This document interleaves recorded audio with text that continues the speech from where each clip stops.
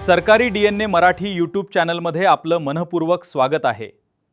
माहिती हक्काची फक्त सरकारी DNA मराठी सोबत। BE BTech प्रवेश 2026 तर विद्यार्थी मित्रांनो, आपला कॅप राऊंड 2 हा पूर्ण झालेला आहे आणि ज्या ज्या विद्यार्थ्यांना कॅप राऊंड 2 मध्ये सीट मिळाली आहे त्या विद्यार्थ्यांचे हार्दिक अभिनंदन। मात्र बरेचसे असे विद्यार्थी आहेत की त्यांना कॅप राऊंड 2 मध्ये सीट मिळाली नाही।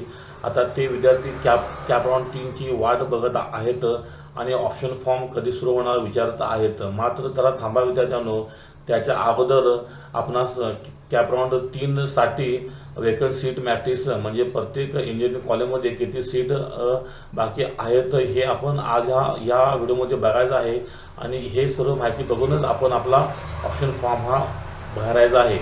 तर इथे विद्यार्थी मित्रांनो, आपण डाव्या बाजूला बघू शकत आहात।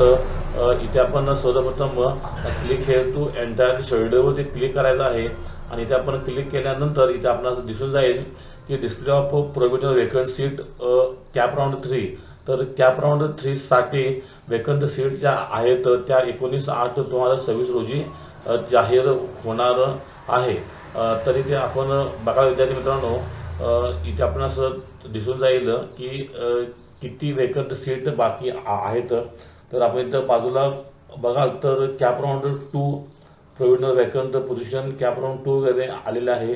अजून काही कॅप राऊंड 3 साठी वेकंट सीट मॅट्रिक्स हा जाहीर झालेला नाही आणि जेव्हा हा जाहीर होईल तेव्हा आपण लगेचच आपल्या चॅनलवरती हा व्हिडिओ तयार करण्यात येईल।